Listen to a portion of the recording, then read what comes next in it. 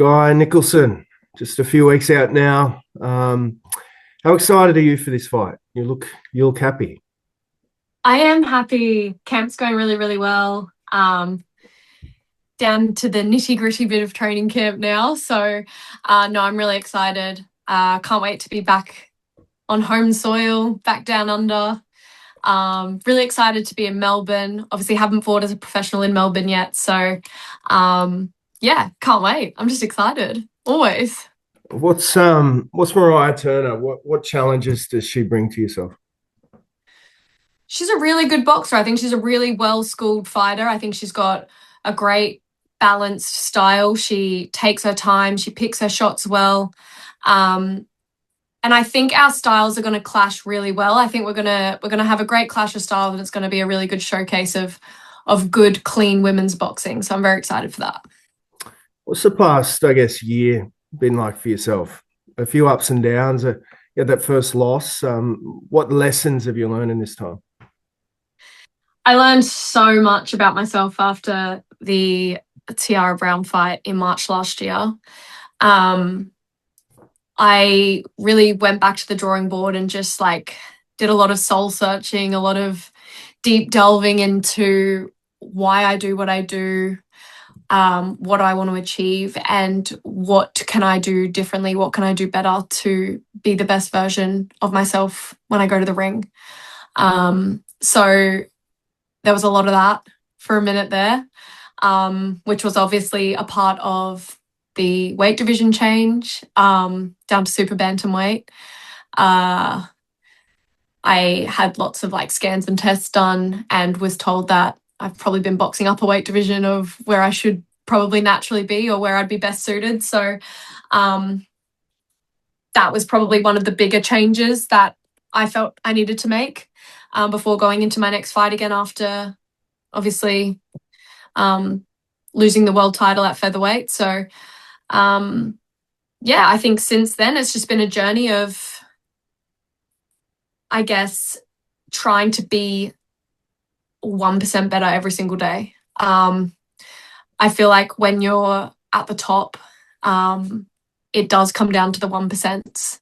And every little thing matters. What time you go to bed, what time you wake up, what you do in that hour before you go to bed, what you tell yourself, what your thoughts are, what you're feeding your brain with in the car when you're driving to training.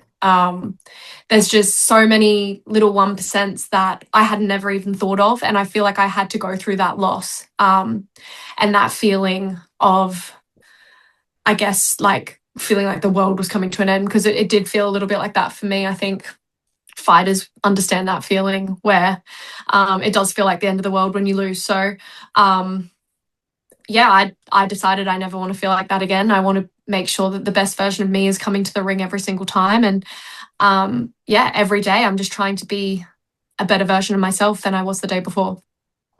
Has there been a style change from Skye Nicolson? Have you changed your style at all since that fight, or reverted back to a style? I think a little bit of both, to be honest. I think I was forcing myself to try and sit and be a more pro style for a little while there. And I did neglect a lot of my strengths. I did neglect what I was good at.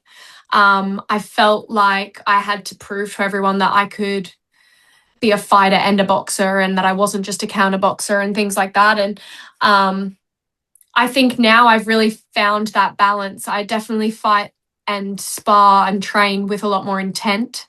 There's definitely more, I guess, aggression, but there's also finding that balance of when to box and move and when to use my skills and my strengths to my advantage, and when to sit in the pocket and have a fight, and knowing when to choose those moments as well. So I think different opponents require me to use different parts of my game and different game plans, obviously. And yeah, I think it's just been a lot of learning about when to capitalize on my different strengths and skills. And I think that's just going to keep being a work in progress as I continue through my career. This broadcast deal that Matchroom signed down here in Australia, you're headlining the first card as a female. How excited are you for that? And I guess talk a bit about the significance of this deal as well. It's obviously a very special moment in my career. I want to say I've dreamed of headlining events, but I don't even think I've really ever dreamed of it. It almost felt like an unreachable goal. Um, so yeah, it does feel like a little bit of a pinch me moment that I'm headlining this card on Fox Sports and DAZN around the world, KO Sports. Um, it's surreal, it's amazing, and it does make me feel like, wow, like you really can do anything you set your mind to. You really can achieve anything you want to achieve. And like I would watch sports people saying that growing up and just think, oh yeah, okay, well, easy for you to say because you went and did it. But it's so true. Like you can literally be at the bottom of the bottom and you can make it.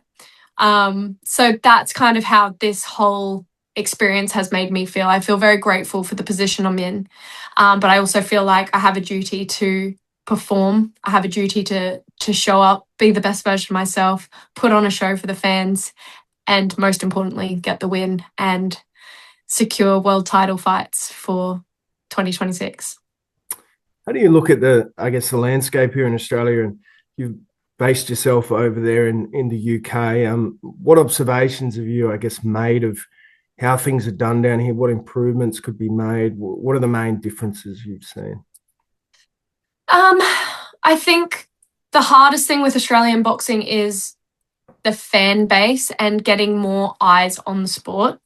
I feel like we love our rugby, we love our cricket, and we just don't have that same backing and that same support when it comes to the boxing. And it's a real shame because we really have the talent and we really have the passion. And I feel like it's a fighting sport. Like it's so Aussie, it's not even funny.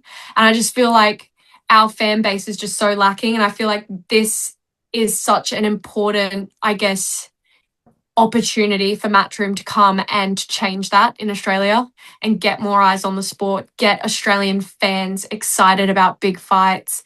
Um, I've always said, like, yes, I'm going and basing myself in the UK to better myself and my career, but the end goal was always to bring big fights to Australia. So it's very exciting to be part of that movement. I think alongside the likes of Terra Moana, I think Australian boxing is in a really exciting new position with the talent that's coming through and the opportunities that we have to really showcase it to a wider audience in Australia. All right, last one for you. Winning this fight, where does it position Skye Nicolson? So this is a risky fight for me because I am mandatory for Ellie Scotney, who is undisputed. She has all the belts in the super bantamweight division, and winning this fight rides on that shot. I could have waited and just gone straight into the Ellie Scotney fight, but Mariah's in my way now. And a big statement is going to be made on April 29th because Mariah's in my way and no one is getting in my way of those belts. I am going to have all of the belts at 122 pounds by the end of 2026. And April 29th is the first speed bump, the first hurdle, but I see the finish line and 2026 is my year and I cannot wait. Nice one. All right, good luck, and we will Thank see you you. in a few weeks. See you soon.